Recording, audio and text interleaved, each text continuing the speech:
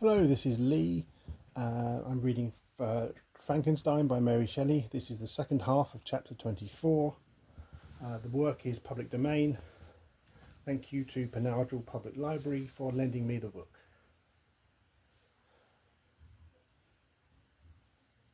I write to you encompassed by peril, and ignorant whether I am ever doomed to see dear England and the dearest friends that inhabit it. I am surrounded by mountains of ice which admit of no escape and threaten every moment to crush my vessel. The brave fellows whom I have persuaded to be my companions look toward me for aid, but I have none to bestow. There is something terribly appalling in our situation, yet my courage and hopes do not desert me. Yet it is terrible to reflect that the lives of all these men are endangered through me. If we are lost, my mad schemes are the cause. And what, Margaret, will be the state of your mind? You will not hear of my destruction, and you will anxiously await my return. Years will pass, and you will have visitings of despair, and yet be tortured by hope. Ah, my beloved sister, the sickening failing of your heartfelt expectations is, in prospect, more terrible to me than my own death. But you have a husband and lovely children. You may be happy. Heaven bless you and make you so.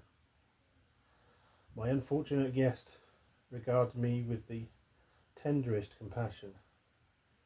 He endeavours to fill me with hope, and talks as if life were a possession which he valued. He reminds me how often the same accidents have happened to other navigators who have attempted this sea, and in spite of myself, he fills me with cheerful auguries. Even the sailors feel the power of his eloquence. When he speaks, they no longer despair. He rouses their energies, and while they hear his voice, they believe these vast mountains of ice are molehills which will vanish before the resolutions of man. These feelings are transitory.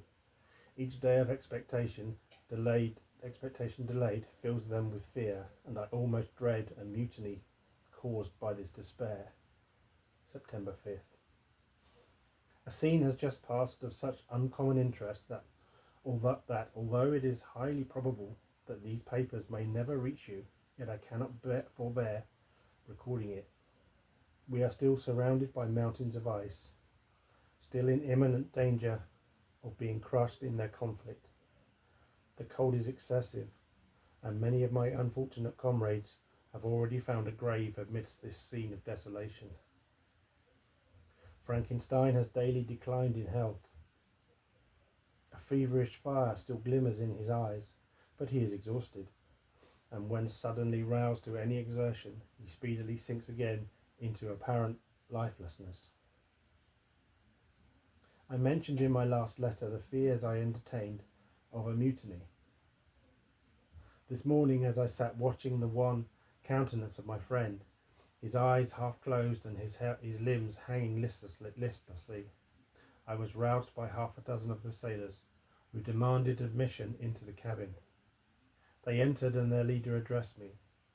He told me that he and his companions had been chosen by the other sailors to come in deputation to me to make me a requisition which, in justice, I could not refuse.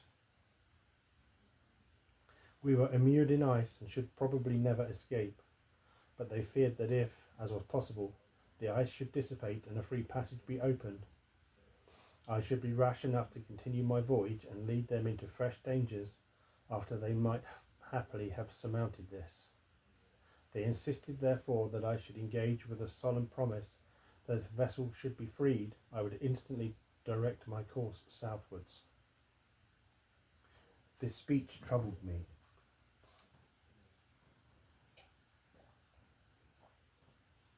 A sip of water. I had not despaired, nor had I yet conceived the idea of returning if set free. Yet could I, in justice, or even in possibility, refuse this demand? I hesitated before I answered, when Frankenstein, who had at first been silent, and indeed appeared hardly to have force enough to attend, now roused himself. His eyes sparkled and his cheeks flushed with momentary vigour. Turning towards the men, he said, "What do you mean? What do you demand of your captain? Are you then so easily turned from your design? Did you not call this a glorious expedition?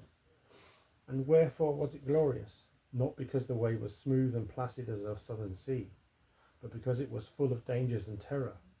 Because at every new incident your fortitude was to be called forth and your courage exhibited.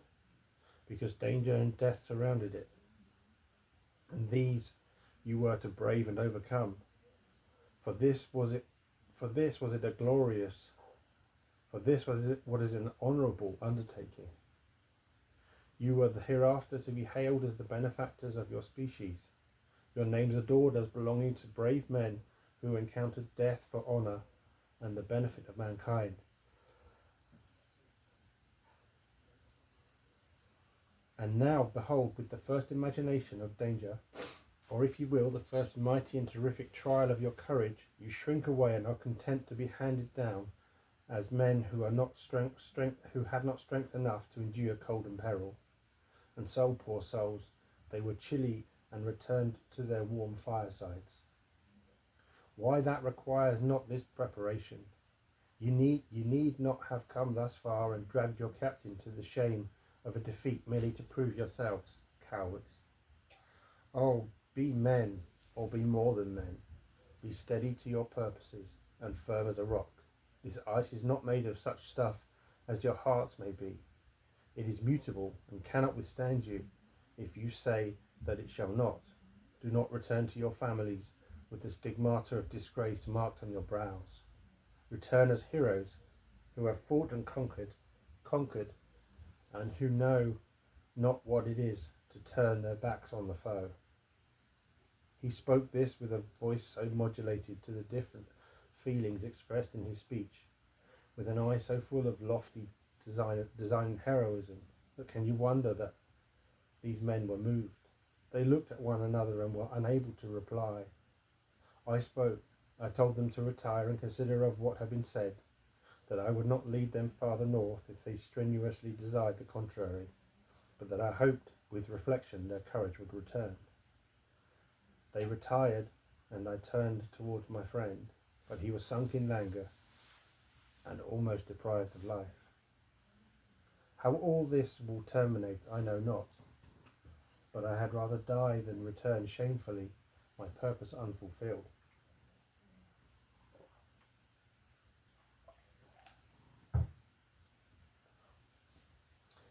Yet I fear such will be my fate.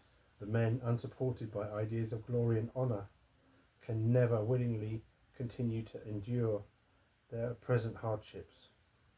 September 7th. The die is cast. I have consented to return if we are not destroyed. Thus are my hopes blasted by cowardice and indecision. I come back ignorant and disappointed. It requires more philosophy than I possess to bear this injustice with patience. September 12th. It is past. I am returning to England. I have lost my hopes of utility and glory. I have lost my friend. But I will endeavour to detail these bitter circumstances to you, my dear sister, and while I am wafted toward England and toward you, I will not despond. September 9th, the ice began to move, and roaring like thunder were heard at a distance as the island split and cracked in every direction. We were in the most imminent peril, but as we could only remain passive, my chief attention was occupied by my unfortunate guest, whose illness increased in such a degree that he was nearly entirely confined to his bed. The ice cracked behind us and was driven with force towards the north. A breeze sprang from the west, and on the 11th the passage towards the south became perfectly free. When the sailors saw this, and that their return to their native country was apparently assured, A shout of tumultuous joy broke from them, loud and long continued. Frankenstein, who was dozing, awoke and asked the cause of the tumult. They shout, I said, because they will soon return to England. Do you then really return? Alas, yes. I cannot withstand their demands. I cannot lead them unwillingly to danger, and I must return. Do so if you will, but I will not. You may give up your purpose, but mine is assigned to me by heaven, and I dare not. I am weak, but surely the spirits who assist my vengeance will endow me with sufficient strength.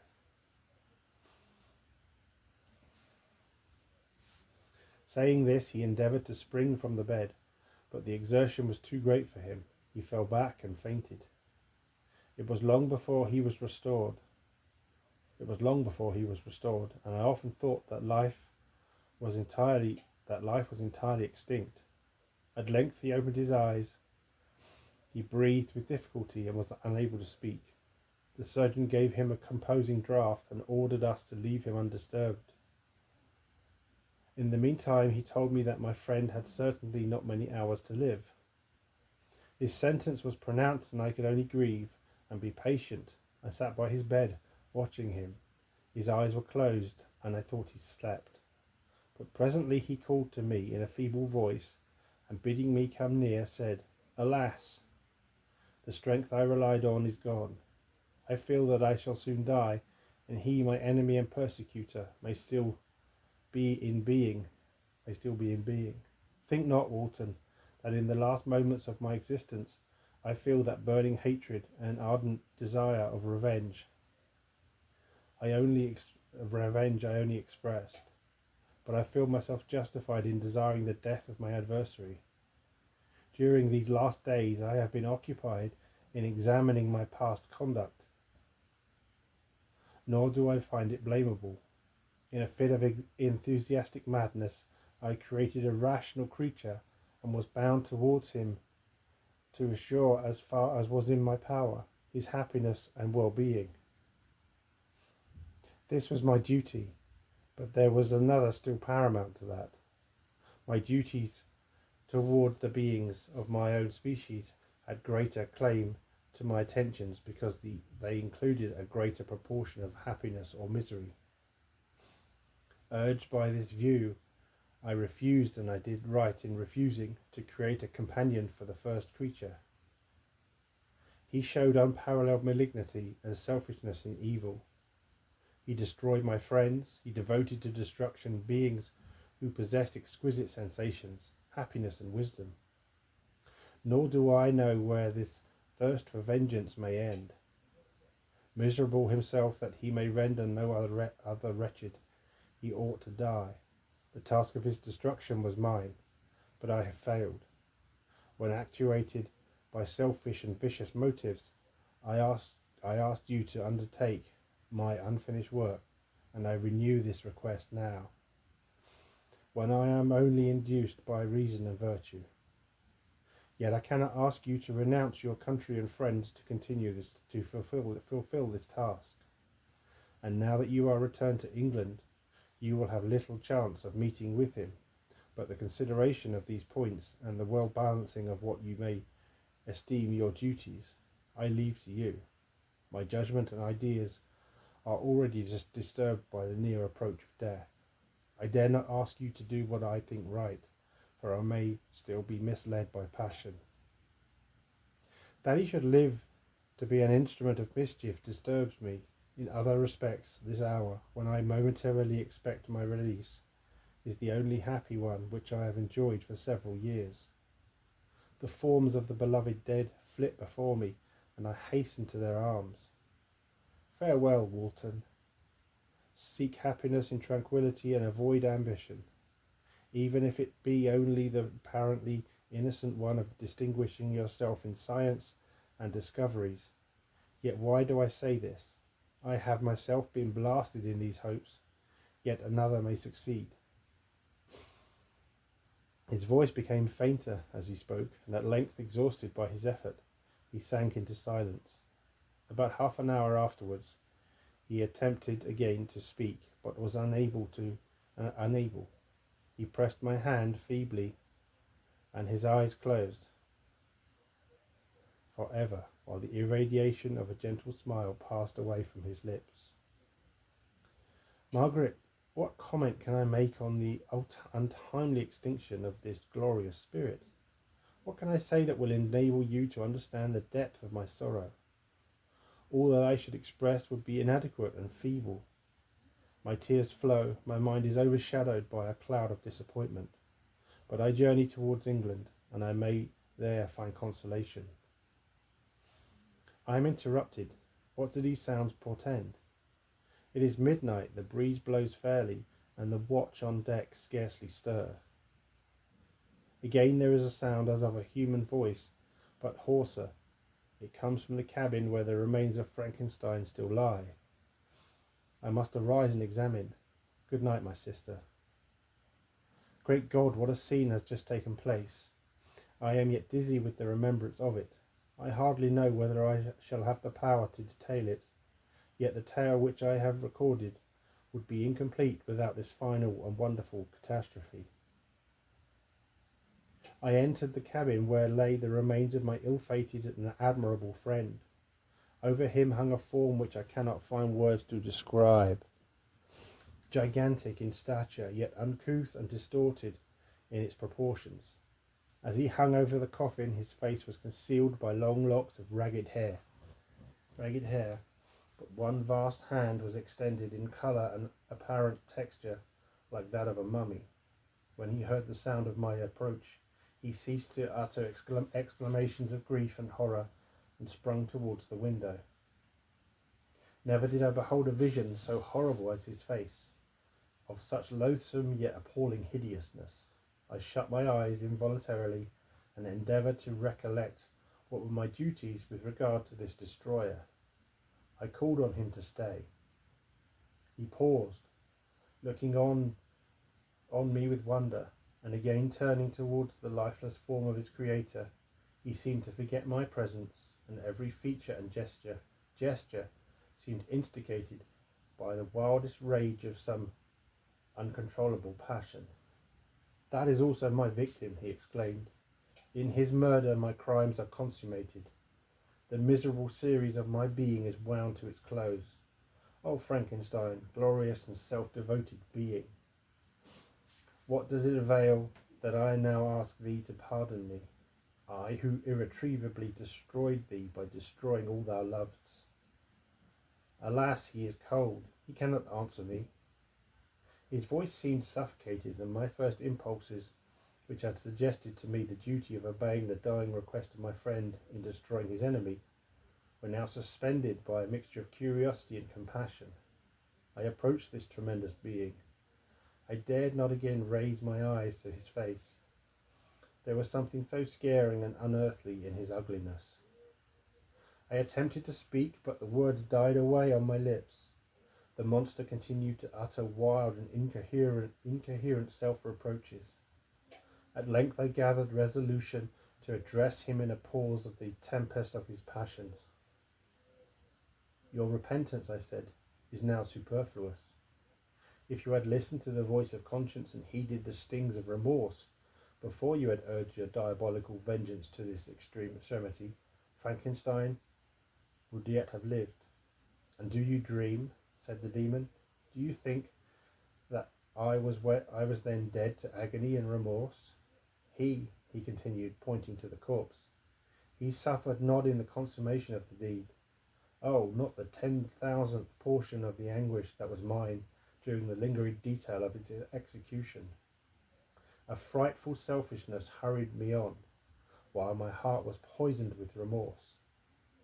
Think you that the groans of Clerval were music to my ears?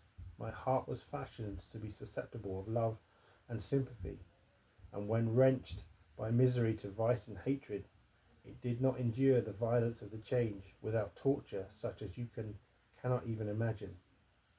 After the murder of Clerval, I returned to Switzerland, heartbroken and overcome. I pitied Frankenstein.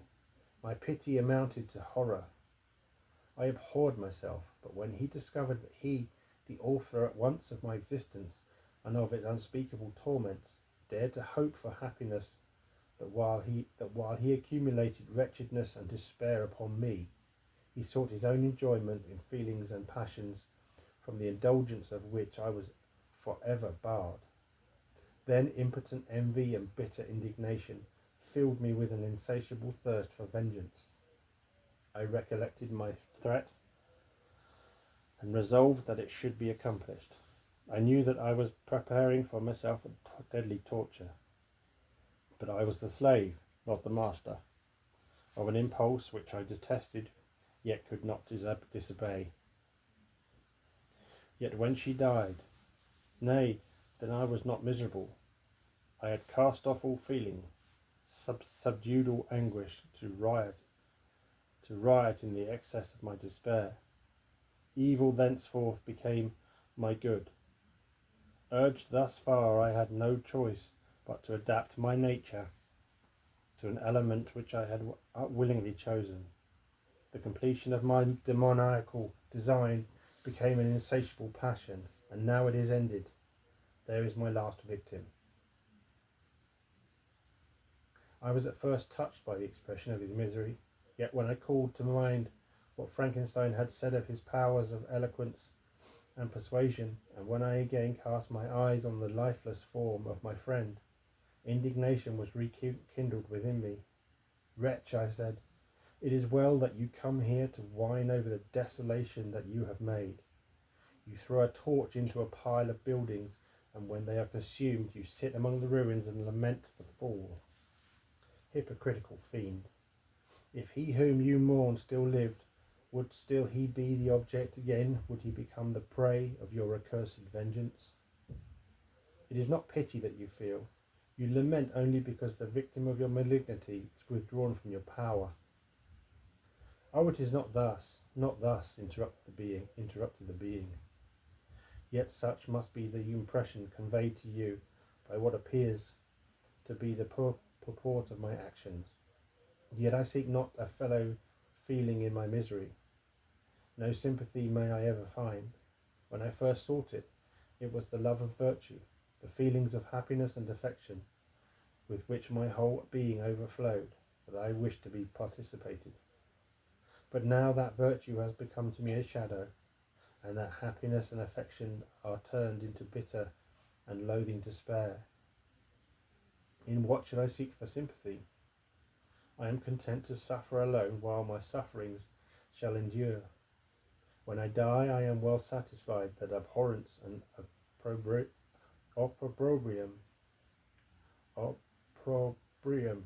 should load my memory.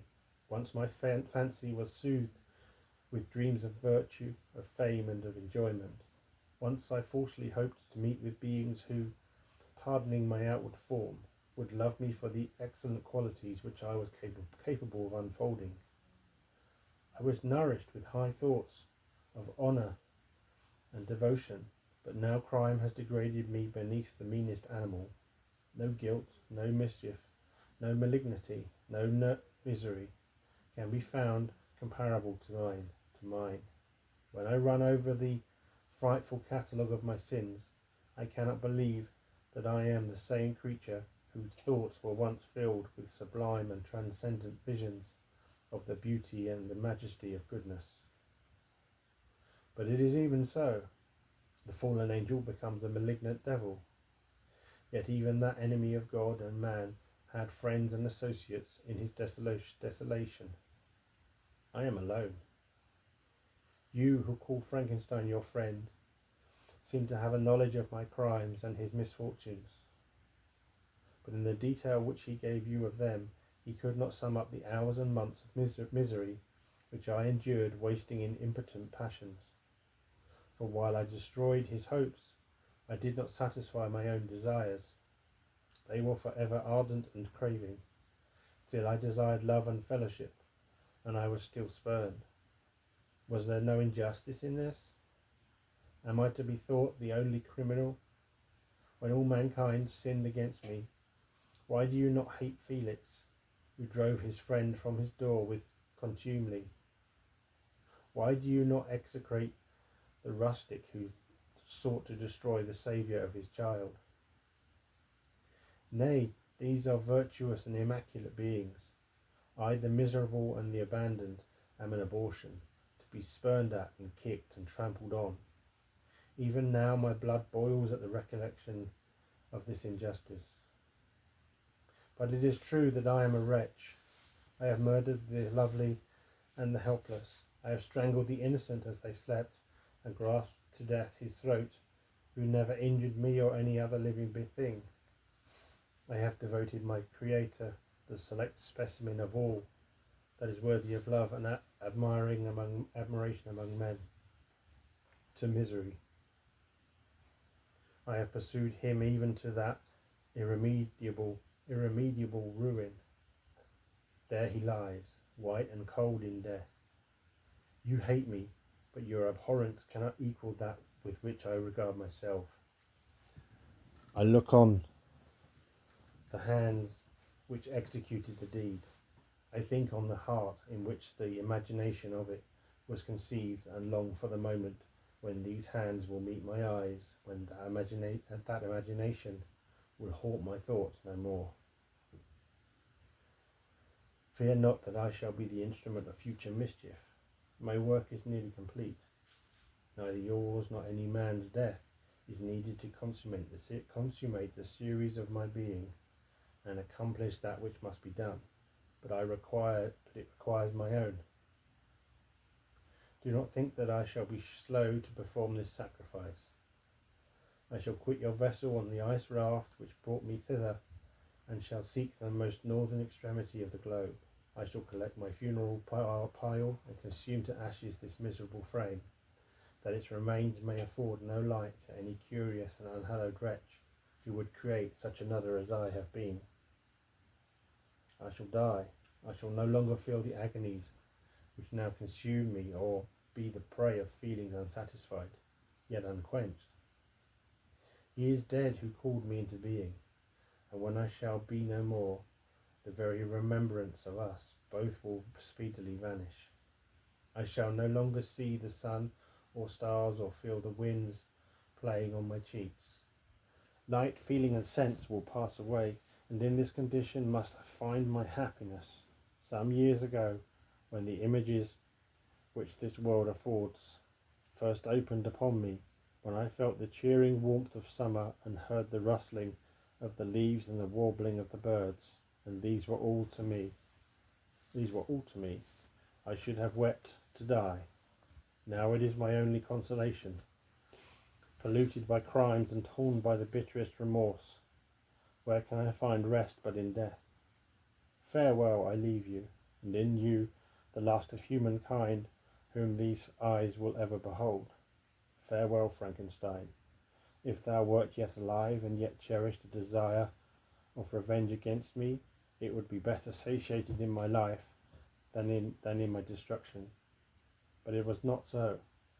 Thou didst seek my extinction, that I might not cause greater wretchedness.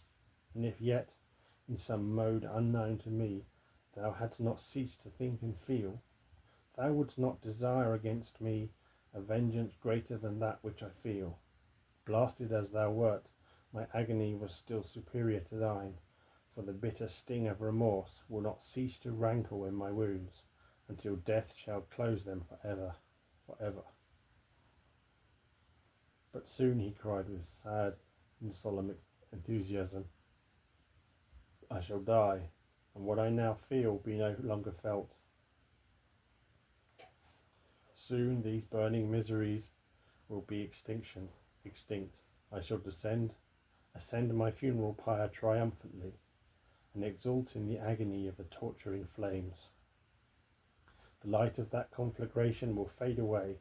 My ashes will be swept into the sea by the winds. My spirit will sleep in peace, or if it thinks, it will not surely think thus. Farewell. He sprung from the cabin window as he said this, upon the ice raft which lay close to the vessel. It was soon borne away by the waves and lost in darkness and distance.